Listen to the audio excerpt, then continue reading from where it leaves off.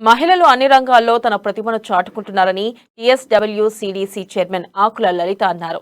ICDS ఆధ్వర్యంలో నిజామాబాద్ నగరంలో నిర్వహించిన మహిళా దినోత్సవ వేడుకల్లో ఆమె పాల్గొన్నారు. కొన్ని సంవత్సరాలుగా తాను రాజకీయాల్లో ఉన్నానని, ఎమ్మెల్యేగా, ఎమ్మెల్సీగా ప్రజలకు సేవ చేశానన్నారు. ఇక ప్రస్తుతం ప్రభుత్వం మహిళల ఆర్థిక అభివృద్ధికి సంబంధించిన కార్యక్రమాలతో మహిళా అభివృద్ధికి తోడ్పడుతున్నందుకు సంతోషంగా ఉందంటున్న ఆకుల లలిత్తో మా నిజామాబాద్ జిల్లా correspondent Srinivas face to face. అంతర్జాతీయ మహిళా దినోత్సవాన్ని పురస్కరించుకుని నగరంలో కూడా పెద్ద ఎత్తున మహిళలకు సన్మానించడం కానీ ఇలాంటి అనేక కార్యక్రమాలు చేశారు. ముఖ్యంగా చెప్పుకున్నట్టయితే ఈరోజు ప్రత్యేక దినంగా అయితే గుర్తించిన సందర్భంగా అయితే మహిళలు తన దినదిన జీవితంలో కూడా ఎలాంటి ఎంత ఒత్తిడి ఉన్నా కూడా అవన్నీ మర్చేసేసి ఎంతో సేవలు చేస్తున్నట్టుగా కూడా మనకి ఇప్పుడు ఇక్కడ నిజామాబాద్ నగరంలో జీజీహెచ్లో అయితే మేడం సూపరింటెండెంట్ ప్రతిమరాజు కూడా మేడం చెప్తున్న పరిస్థితి కనిపిస్తుంది. ఒకసారి మాట్లాడదాం అసలు మహిళా దినోత్సవం పట్ల దానికి సంబంధించిన కొన్ని విషయాలు మాట్లాడదాం. మేడం, ముందుగా మీకు అంతర్జాతీయ మహిళా దినోత్సవ శుభాకాంక్షలు. మేడం, చెప్పండి, అసలు ఈ మహిళా దినోత్సవాన్ని అయితే ప్రతిరోజు అంటే సంవత్సరానికి ఒకసారి అయితే జరుపుకుంటారు. అనేక ఒత్తిళ్లు ఎదుర్కొంటున్న మహిళలు కూడా ఇంకా అన్ని రంగాల్లో రాణిస్తున్నారు. దీన్ని ఎట్లా చూస్తారు? ఒత్తిడి ఎదుర్కోవడం అని మహిళగా పుట్టినప్పుడే అర్థమైపోతుంది. పెరిగే కాలం నుంచి కూడా చిన్నపిల్లలుగా ఉన్నప్పటి నుంచి కూడా బయాస్ ఉంటుంది. మగవారు ఆడవారు ఆ పని చేయొచ్చు, ఈ పని చేయకూడదు, ఆ బట్టలు వేసుకోవాలి, ఈ బట్టలు వేసుకోవాలి, ఆ చదువు చదవాలి, ఈ చదువు చదవాలి, ప్రతి దగ్గర కూడా ఒత్తిడే.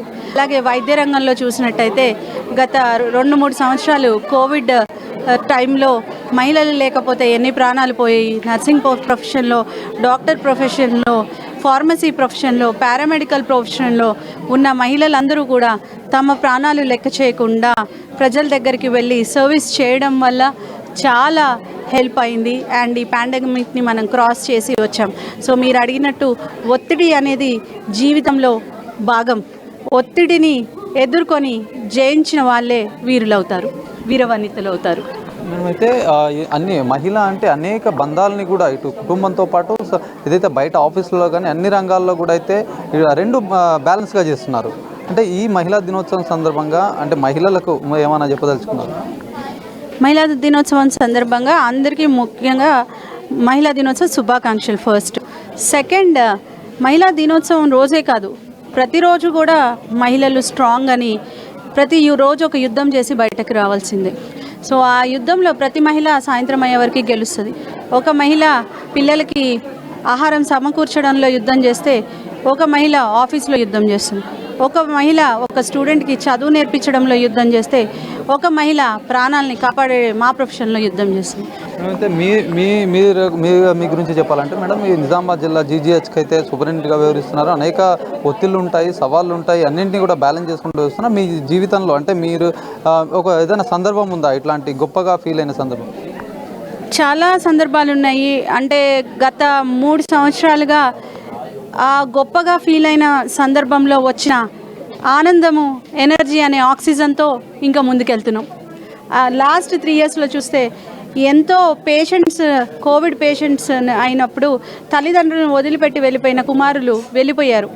ఆ తల్లిదండ్రులని రక్షించి సేవ్ చేసి మళ్ళీ వాళ్ళకి అప్పచెప్పినప్పుడు ఆ తల్లిదండ్రులు వారు కాదమ్మా బిడ్డలు, నువ్వు మా బిడ్డ అని చెప్పినప్పుడు అంతకంటే ఆనందం ఎవరికి కలుగుతుంది?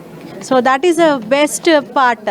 అంతేకాకుండా ఇప్పుడు చెప్పినట్టు ఒక తల్లి తన మీద తనకు కంట్రోల్ లేని, తన మనసు గురించి తనకు తెలియని, తన ఆలోచన మీద తనకి ఒక కంట్రోల్ లేని తల్లి ఒక గర్భం దాల్చి ఆ బిడ్డని సేఫ్గా బయటకు తీసి ఆ తల్లికి అప్పచెప్పడమే కాకుండా మంచిగా తల్లిని బిడ్డని బ్రతికిచ్చినప్పుడు వచ్చిన ఆనందానికి ఎన్ని కోట్లు ఇచ్చినా అది మనకి రాదు.